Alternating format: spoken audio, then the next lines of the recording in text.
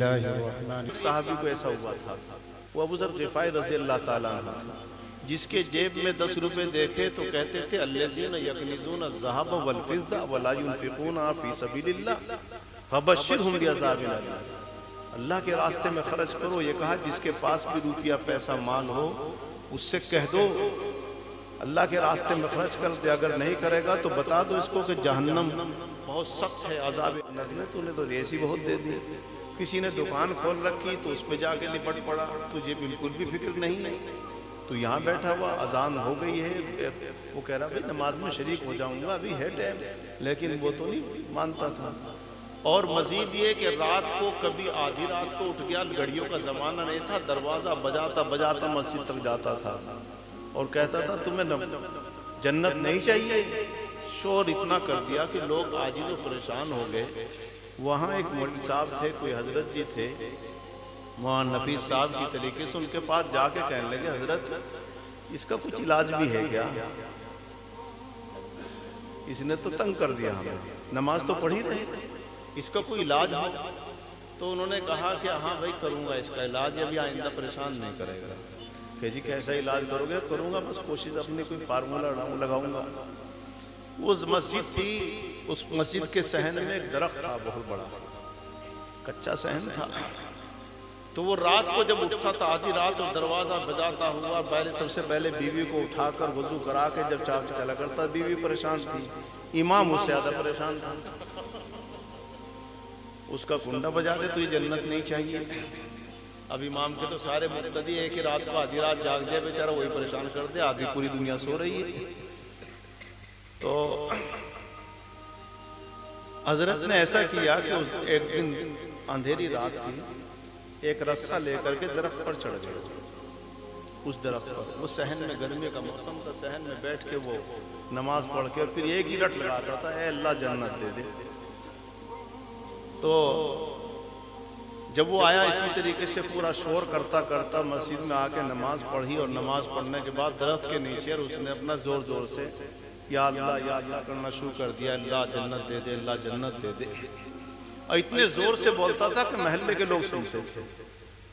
परेशान तो उससे थे ही, लेकिन समझ में कोई समझाता था तो समझ में उसके नहीं आता। तो जब ये यूं कर रहा था बार बार, ए अल्लाह जन्नत दे दे, तो 2-3 मरतबा जब इसने कहा ए अल्लाह, एकदम ऊपर से आवाज है, हाँ बंदे। वो जो अल्लाह मियाँ बैठा था ना दरख्त पे, वहाँ नफीस साहब, वो चुपके से लोगों से नहीं बता फार्मूला क्या करूंगा। अब जब आवाज आई सन्नाटे में, ये एकदम देखने लगा, उठा तो सोचा क्या आवाज आई। इल्म था नहीं, इल्म होता तो दिफा होता।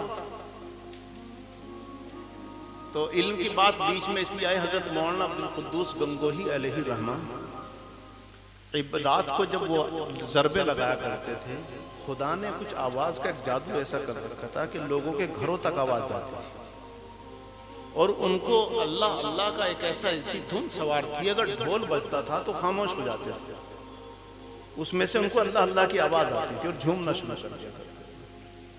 आज की उनकी नस्ल जो बरेलवियत इख्तियार कर गई है, मज़ार पे सजदे हो रहे हैं, वो ढोल बजाते हैं मज़ार पे, कि हजरत ढोल पसंद करते थे।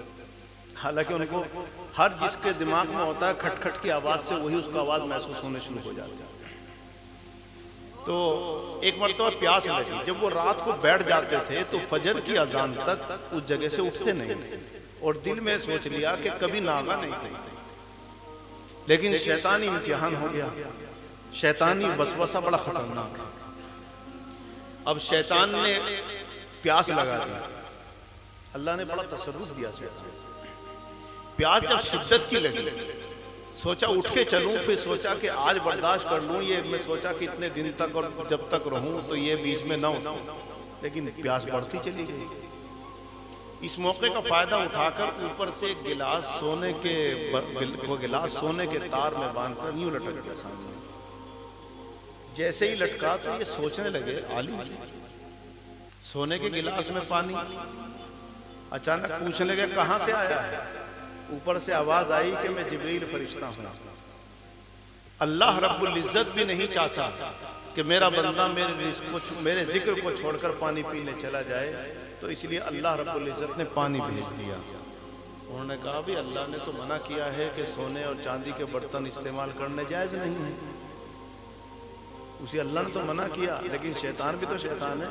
कहने लगे जब जन्नत से पानी आया, जन्नत के बर्तन तो सोने चांदी के हैं, मिट्टी के तो है नहीं, जन्नत से आया।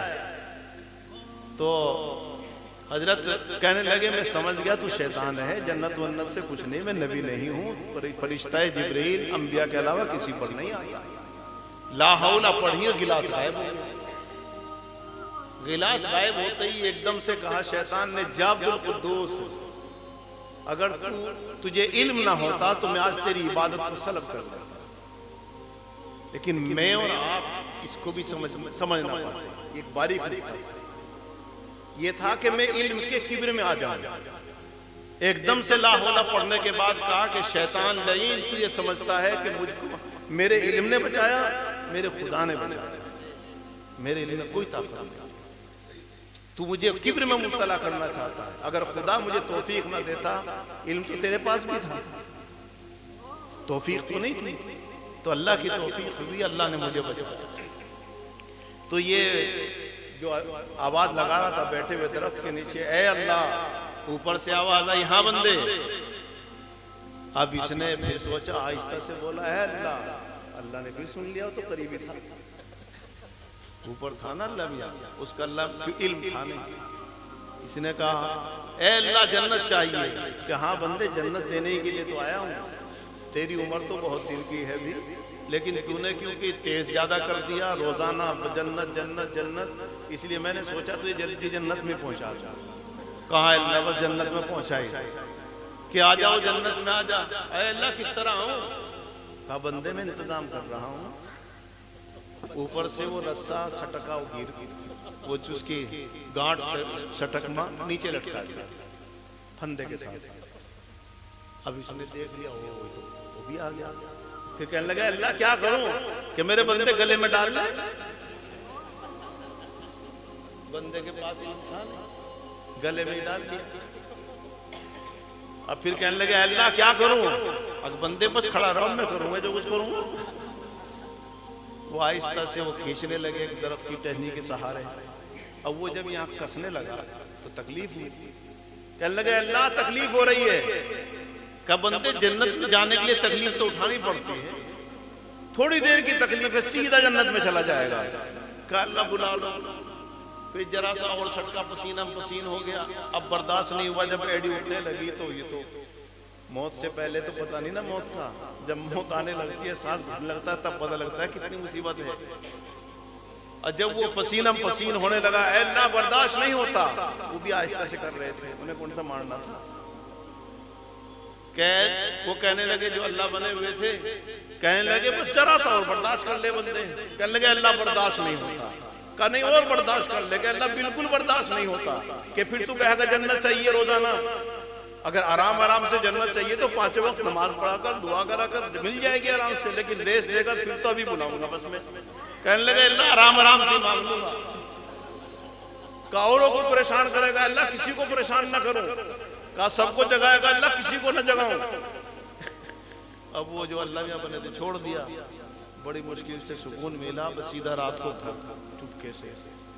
अब दरवाजा खटखटाया, बीवी कहने लगी कौन? बता दिया मैं हूं। कि आप तो इशराक के बाद आया करते थे। कहने लगे दरवाजा खोल दे बस। इशराक की बात ना पूछे। कहा आप तो जन्नत के लिए बड़ा तरफ थे। कहा जन्नत का नाम न ले देना। इन्हें मौलवियों ने धोखा दे रखा था, जन्नत तो बहुत केड़ी है।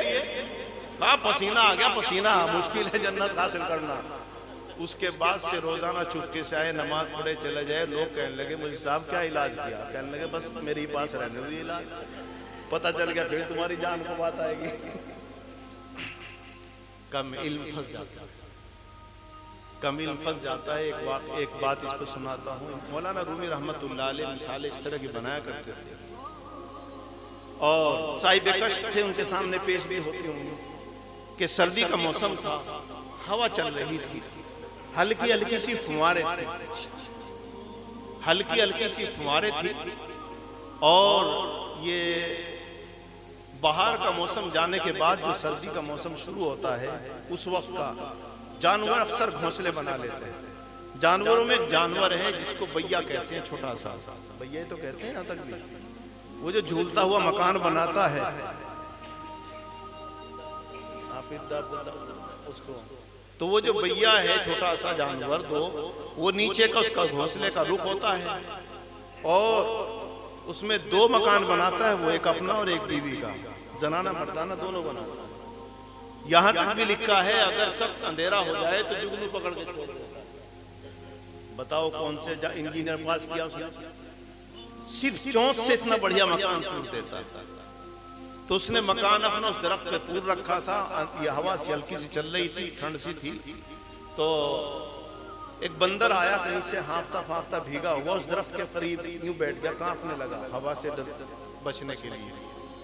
तो एक मिसाल बनी है कि उसे देखने के बाद बैये और बैयन दोनों अपने घोंसले में थे। तो बैये की बीवी बैयन कहने लगी अपने शोहर से कि थोड़ी सी तकरीर करके कुछ समझा लो, थोड़ी सी तकरीर कर दो ताकि कुछ समझ जाए। तो वो उसका शोहर कहता है भैया की उल्टी खोपड़ी का है, कभी समझाना नुकसान दे पड़ जाए। अब वो बेचारी फिर कहने लगी इसको कुछ थोड़ा समझा देते, आड़े वक्त के लिए मकान बना लेता, इंसानों जैसे हाथ चलते हैं इसके, तो कम से कम ना भीगता ना सर्दी में मरता। किसी ने इसको शायद तकरीर करके समझाया नहीं, जलसा वलसा करके इसे कुछ बताया नहीं, थोड़ा सा बताना था शायद इसकी अकल में आ जाए। अब वो रोकता रहा, वो पजीद रही। उसने कहा चल तू ही समझा ले इसे। तो वो एकदम से आके अपने घर के दरवाजे पे कहने लगी बंदर भैया तू इंसानों जैसा है, इंसानों की तरह हाथ तेरे चलते हैं, अगर चाहे तो तू 10 मिनट में एक अपना मकान एक जगह बना लेगा। बंदर का घोंसला तो नहीं होता कहीं आपने नहीं देखा होगा। तो कई साढ़े वक्त के लिए तूने अपना घोंसला अपना घर क्यों नहीं बनाया, तुझे घर बना लेना चाहिए था, कुछ तो तुझे समझ रखनी चाहिए थी। अब वो जो इसके अंदर किब्र होता है वो किसी की बात सुनता नहीं। बंदर को किब्र है और किब्र वाला नुकसान तो दे सकता है, किसी का सुनता नहीं।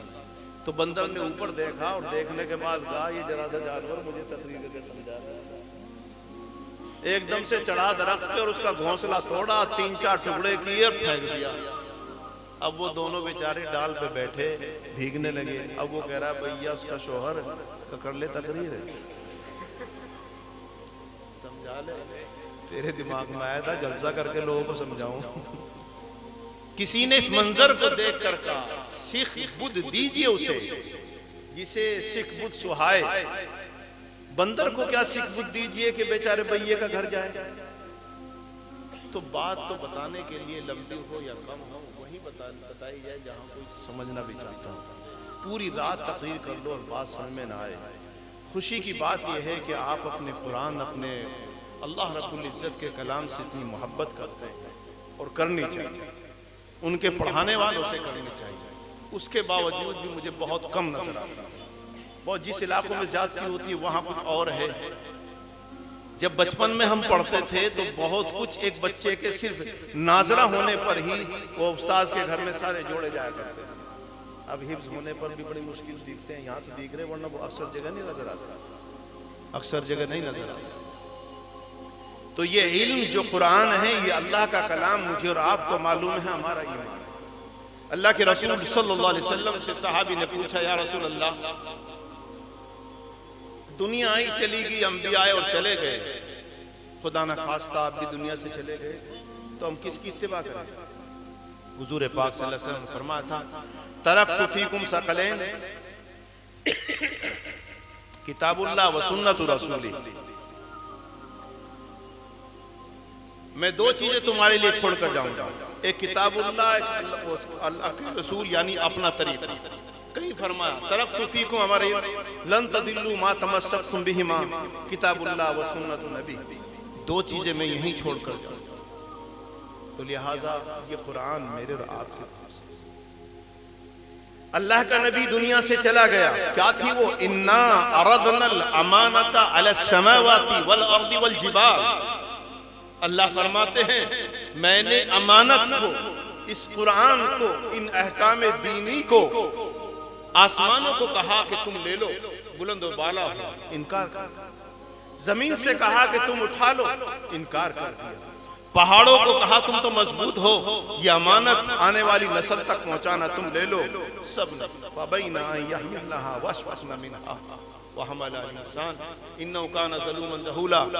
सब खौफ के मारे हाथ जोड़ के बैठ गए, अल्लाह हमसे ये अमानत में खयानत हो जाए। लेकिन इंसान सबसे पहले हुजूर पाक सल्लल्लाहु अलैहि वसल्लम उन्होंने एकदम से कह दिया, अल्लाह उठा लो।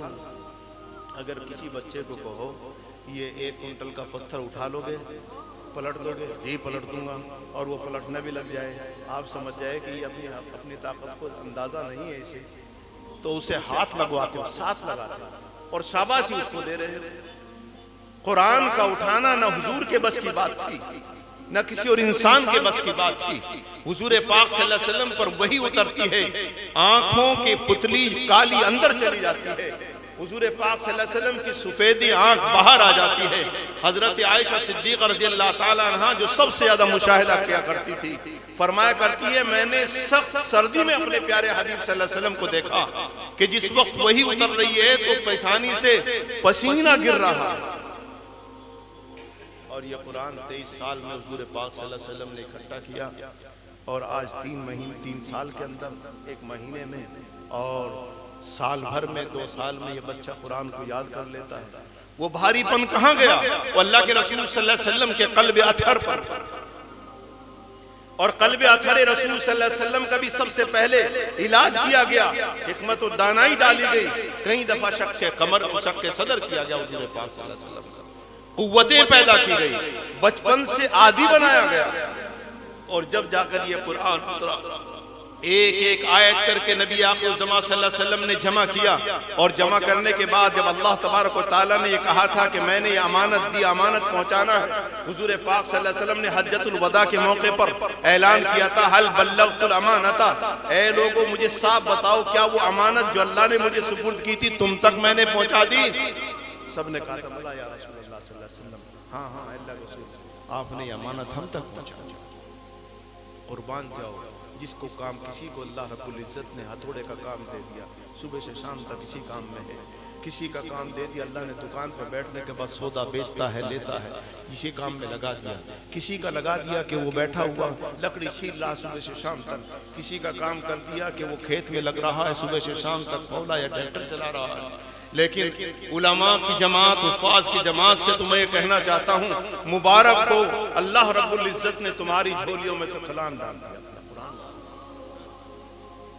और कहीं ऐसा ना हो कल क़यामत में अल्लाह रब्बुल इज्जत ये ना सवाल कर ले, ए उलमा हुफ़ाज़ की जमात, औरों के हाथ सच में कुछ आया लेकिन तुम्हारे ये अल्लाह ही सवाल कर दे कि तुम्हारे झोलियों में, तुम्हारे दामन में अजान से पहले ही मैंने ये कुरान डाल दिया था और ये मशगला तुम्हारा लगा दिया था, सुबह से शाम तक खुदा का कलाम पढ़ना है, पढ़ाना है, सीखना है, सिखाना है।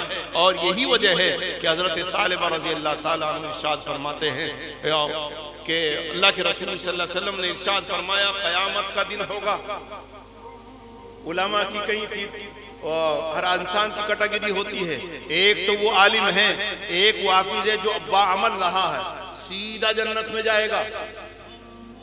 दूसरा वो है कि हाफिज है, आलिम है, जब भी लोगों को बताता है दीन की बात वो सही बताता है, लेकिन खुद के अमाल कुछ कमजोर है। एक आलिम वो है जो लोगों को भी बद्दीन की तरफ ले जाता है, दीन से हटाता है, किसी को कादियानी बना दे, किसी को बिदाती बना दे, किसी को किसी मज़ार पर लगा दे, किसी को किसी के पीछे लगा दे। ये उलमाए सू कहते हैं। इनके लिए सबसे बदतरीन अजाब होगा, पहले के लिए सबसे बेहतरीन सवाब होगा। इसलिए फरमाया रूए जमीन पर अगर सबसे बेहतर कोई इंसान है वो भी आलिम, और सबसे बदतर कोई इंसान है वो भी आलिम। से चले, साइकिल पर चले तो कुछ थोड़ा सा ज्यादा नुकसान हो सकता है, चोट ज्यादा लग सकती है, मोटरसाइकिल से आराम ज्यादा मिल रहा है, कुछ और नुकसान हो सकता है। आराम जितना बढ़ता है उतना ही नुकसान भी हो सकता है। आप बस में सवार होंगे तो तनहा नहीं मरेंगे, अगर मरेंगे तो 2-3 और जाएंगे साथ में। अगर आप हवाई जहाज में जिसमें बहुत जल्दी आराम से पहुंच सकते हैं तो बचने वाले मुश्किल है, जब गिर जाएगा तो आराम ज्यादा है तो उसका मद्दे मुकाबिल नुकसान भी ज्यादा है। अगर अल्लाह का इनाम ज्यादा है तो उसके खिलाफ करेगा तो अल्लाह का अजाब भी ज्यादा है। इसलिए कि खुदा ताला कहेंगे मैंने तुझे अपना करीब लगाना चाहा और तुम उससे दूर भागता रहा। तो उस बीच वाला जो आलिम है जो खुद के लिए कुछ आमाल कमजोर है उसके मुतालिक फरमाया है कि अल्लाह रब्बुल इज्जत कल क़यामत में इकट्ठा करेंगे और बुलाने के बाद पर्दे के पीछे तमाम आलिम बेअमल को बुलाएंगे, हुफ्फाज बेअमल को बुलाएंगे पर्दे के पीछे लोगों से छुपाकर, और खुदा ताला ये कहेंगे ए उलमा हुफ्फाज की जमात, अगर आज के दिन मेरा इरादा ये होता कि तुम्हें बख्शूंगा नहीं या तुम्हें जलील करना मेरा मकसद होता तो तुम्हारे सीनों में मैं अपना महबूब कलाम कभी ना जमने देता। मैंने अपना महबूब कलाम को तेरे सीने में, तुम्हारे सीने में जगह इसलिए दी थी, मेरा इरादा यह था कि मैं तुम्हें माफ कर दूं तुम्हारे गुनाह चाहे जितने भी। इसीलिए अल्लाह हज़रत थानवी रहमतुल्लाह ने फरमाया था आलिम बेअमल भी कौम के लिए फायदे से खाली, शर्त यह है कि कौम को गलत राह पर न डाले। तो जितना अल्लाह रब्बुल इज्जत ने इसका सवाब रखा है, अगर पलट गया तो उतना ही अजाब है। कुरान याद करके भुला देना भी बहुत बड़ी नहुसत है, लेकिन याद करने पर आप ये सोचेंगे भाई हिफ्ज़ तो बड़ा मुश्किल रह पाता है। असल उलमा ने कहा कि याद करने का मतलब है उसकी तिलावत भी छोड़ दे। हाफिज है तिलावत भी छोड़ दे, देखकर तिलावत भी छोड़ दे, उसके लिए है वो सब तरीन अज़ाब कि खुदा ताला ने ये ऐसा है जैसे कोई राष्ट्रपति इनाम के लिए अवार्ड के लिए बुलाए और बुलाने के बाद आप जाए नहीं, और अगर चाहें तो उसके अवार्ड को आप रद्दी की टोकरी में डाल दें। अगर पता चल जाएगा तो बहुत बड़ी सख्त सजा होती है, इसलिए कि आपने सदर की तौहीन की। उसके न बुलाए पर जाने बगैर उज्र के ना जाना भी कानूनी जुर्म कहलाता है, और उस अवार्ड को आपने ऐसे ही कहीं रद्दी की टोकरी में फेंक दिया तो आप जेल में जाने के मुस्तहिक हो जाएंगे। अल्लाह रब्बुल इज्जत ने एक अवार्ड दिया है सीनों में कुरान, और हमने उसको संभाल के भी ना रखा। मुबारक है वो माँ बाप भी जिन्होंने अपने बच्चों को इस काम के लिए लगाया है। बुजुर्गों, अगर बात और लंबी होती और बात की जाती तो और लंबी कहने के लिए मैं तालिब इल्म के एक आध किस्से भी सुनाता, लेकिन बहरहाल इतनी बात ज़रूर सुना देता हूँ। जिन्होंने इल्म दीन और हदीस पाक सल्लल्लाहु अलैहि वसल्लम के वो सीखने का तहिया किया था, एक तहिया तो वो होता है कि माँ बाप चाहते रहे, एक वो है तालिब इल्म खुद कोशिश में लगा रहा।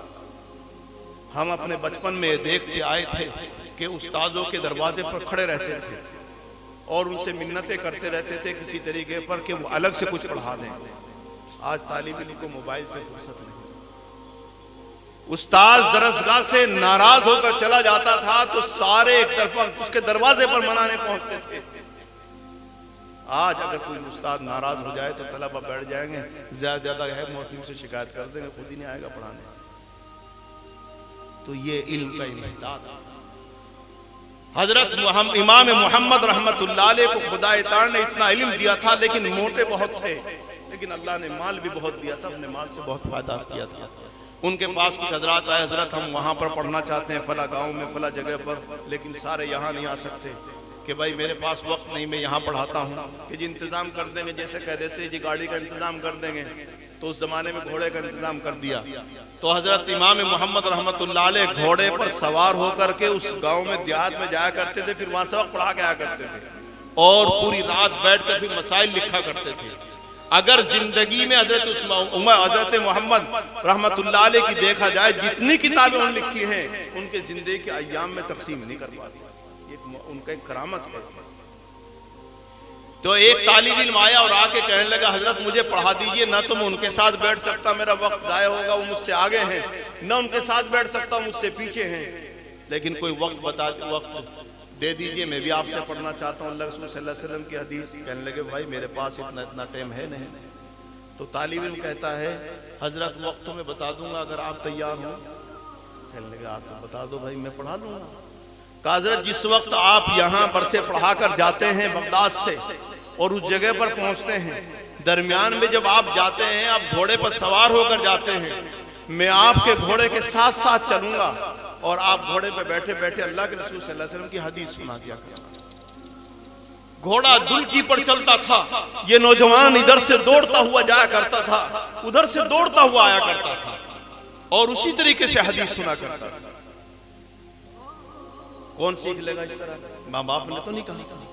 और एक आखिरी तालिब इल्म का वाक़या सुना के बात खत्म करता हूँ। ये वाक़या मेरी जिंदगी में बड़ा अजीब जोड़ता है। 18 साल का नौजवान और उंदुलुस का रहने वाला वकी इब्ने मखलद रहमतुल्लाह अलैह, घर से बेनती मालदार, गरीब मजबूर पढ़ ले अलग चीज है, मालदार आज के जमाने में बड़ी मुश्किल कोशिश करता है।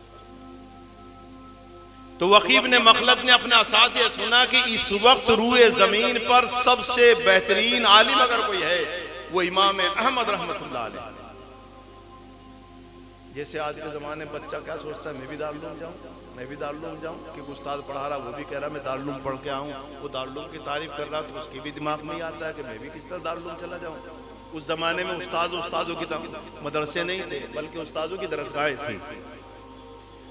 तो उसने तय कर लिया अपने असातिज़ा से इस रुखसत लेकर के, इजाज़त लेकर के मैं बाकी की तालीम इमाम अहमद रहमतुल्लाह अलैह से पढ़ूंगा। अपना बिस्तरा लिया, अपने पैसे लिए और खाना लिया और पैदल सफर कर दिया। उंदुलुस से पैदल बगदाद का सफर 3.5 महीने में, एक में आता है 2.5 महीने में सफर तय किया। और रास्ते में ऐसे ही सफर कर पड़ाव करते थे और जाता था। जब बगदाद के करीब गए, लोगों से पूछते पूछते बगदाद शहर कौन है, वहां कोई बाहर आदमी मिला तो पूछा कि बगदाद यही शहर है? तो उन्होंने कहा कि हाँ। बेटा तू कहां से आया? उन्हें पूछा कि क्या इसमें बगदाद में इमाम अहमद रहमतुल्लाह अलैह भी हैं? तो वो बड़े मियाँ कहने लगे कि बेटा तू किस लिए पूछता है इमाम अहमद को, क्या बात है? कहा हजरत मैं उंदुलुस से आया हूं और उंदुलुस से आया हूं इमाम अहमद से हदीस सीखने के लिए आया हूं। तो ये कहने लगा, जो उनसे बड़े मियाँ मिले थे, कि बेटा तेरी ये हसरत पूरी नहीं होगी, तेरा सफर बेकार होगा। क्योंकि उनका इंतकाल हो गया कि नहीं? इंतकाल नहीं हुआ। इस वक्त जो हुकूमत पर बादशाह बैठा हुआ है वो बादशाह उससे नाराज है। खल्क़े कुरान का उलमा जानते एक मसला चल गया था, वो नाराज है। और खल्क़े कुरान के मामले में कुरान मखलूक है या नहीं, तो चलता था कि मखलूक कह दो। इमाम अहमद कहा करते थे अल्लाह का कलाम है, मैं मखलूक क्या करूं इसके बारे में। इतने ही मामले में इमाम अहमद रहमतुल्लाह अलैह की पिटाई हुआ करती थी और भरे दरबार में पिटाई होती थी। और जब पिटाई मोहतसिम बिल्ला के जमाने में, फिर वासिक बिल्ला के जमाने में पिटाई हुई। कहते हैं कि वासिक बिल्ला के जमाने में पिटाई शुरू हुई थी और फिर मोहतसिम बिल्ला ने उनको रिहा किया था। जब रिहा किया था इमाम अहमद रहमतुल्लाह अलैह को, उस वक्त इमाम शाफी रहमतुल्लाह अलैह ने यह कहलवा के भेजा था कि ए इमाम अहमद, अपना वो कपड़ा मुझे हदिये में दे दो जो जिसको मैं पीटा करता, खून से लथपथ कपड़ा मुझे दे दो। जब वो इमाम शाफी रहमतुल्लाह अलैह के पास गया था तो आंखों से लगाया करते तो ज़ारो कतार रोया करते थे। इमाम अहमद से किसी ने पूछा था, ए इमाम साहब, दौरान असीरी आप पर जो गुजरती थी, आपकी पिटाई होती थी और बहुत जल्लाद पीटता पीटता थक जाता था, बेहोश हो जाते थे, फिर बंद कर दिया जाता था, आप कैसे साबित कदम रह गए? याहिया इब्ने मुईन जैसा बहुत बड़ा बुजुर्ग, कम से कम यह है कि इसकी इस बात के ऊपर बड़े वज़रात ने कह दिया कि हम गुफ्तगू नहीं करेंगे, चुप बैठ जाते थे, आप भी चुप हो जाते। एक तो दिल में यह ख्याल आया कि कहीं अल्लाह रब्बुल इज्जत ये ना कह दे कि मेरे अंदर ऐब निकाला जा रहा था और इमाम तो भी खामोश हो गया था। क्योंकि खाली इतना कहना नहीं था कुरान मखलूक है, बल्कि ये कहना था कि कलाम मखलूक कहने का मतलब है कि अल्लाह की कलाम, अल्लाह की गुफ्तगू पहले थे ही नहीं, अब है हादी से। तो खुदा के अंदर ऐब लाजिम आ रहा था। फरमाया कि कैसे साबित कदम न रहता, मेरी बराबर में पिटने वाला बगदाद का सबसे नामी गरामी डाकू, जब वो पिटता पिटता मेरे करीब आया और आने के बाद मुझसे कहने लगा, ए इमाम साहब, मुझे आप जानते हो मैं बगदाद का सबसे बड़ा डाकू, इसने 100 से ज्यादा कत्ल किए हैं, रोजाना पिटता हूं, नाहक मैंने कत्ल किए थे, एक का भी इकरार नहीं किया। ए इमाम अहमद, तुम तो हक पर हो, इनकी बात मत मान लेना। उस डाकू की पिटाई से मुझे हिम्मत होती थी। तो वो इमाम अहमद रहमतुल्लाह अलैह उस वक्त नजरबंद थे।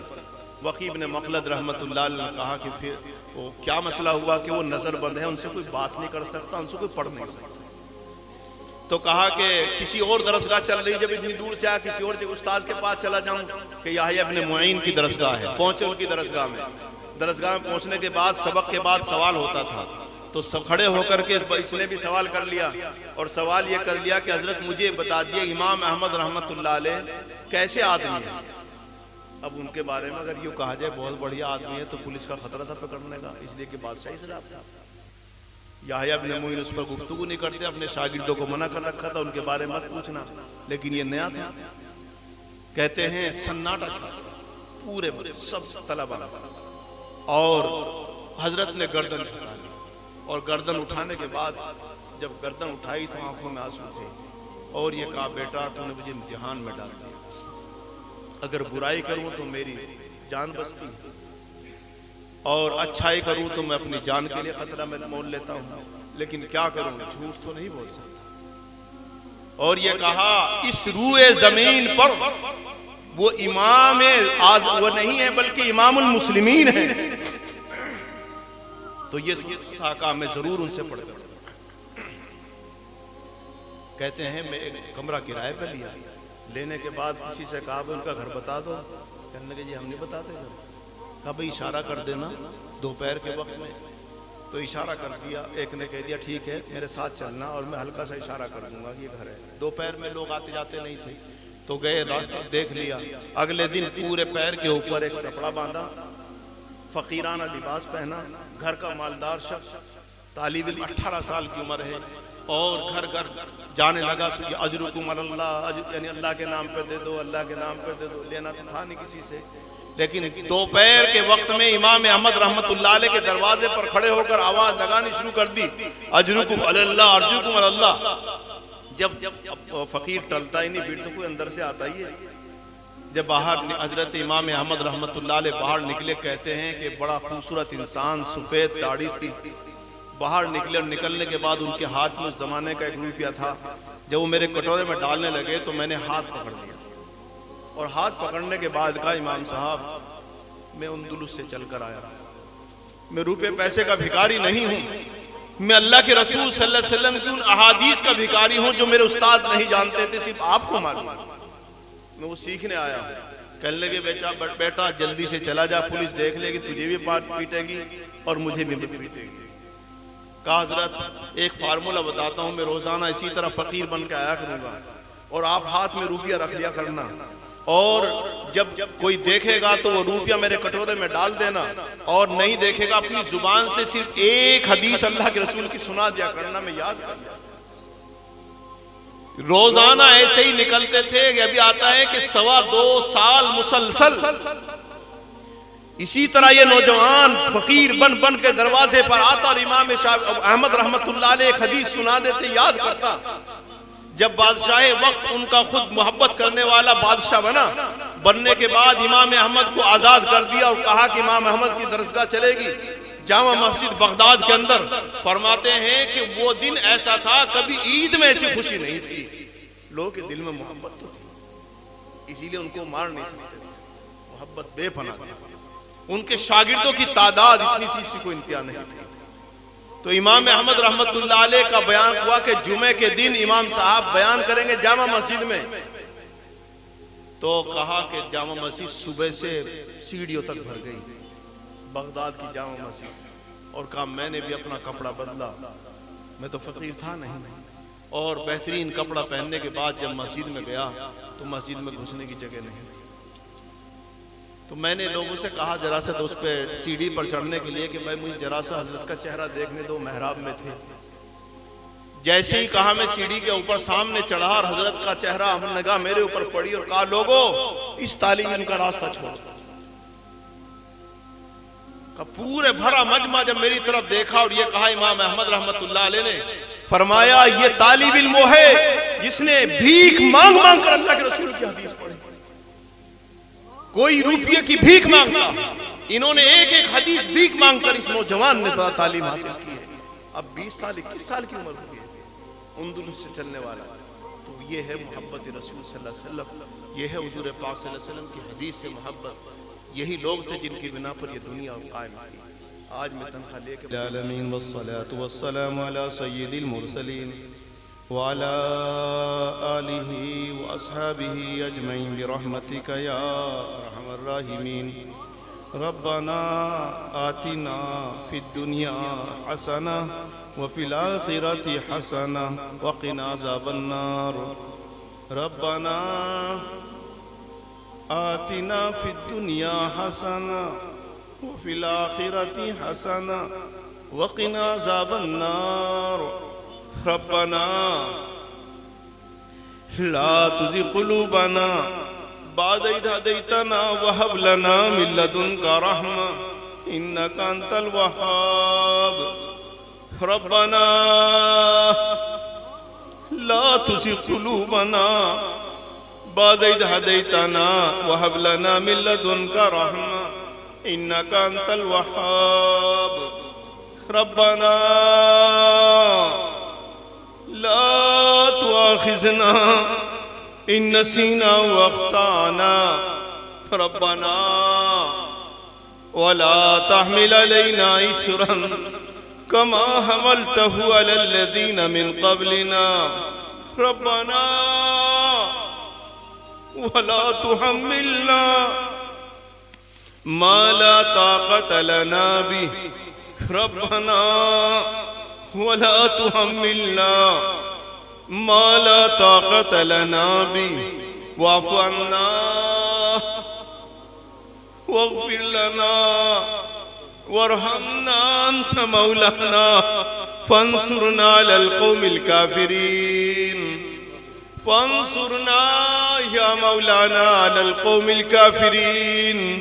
फंसुरना या मौलाना अलल क़ौमिल मुफ़सिदीन। फंसुरना या मौलाना अलल क़ौमिल मुफ़सिदीन।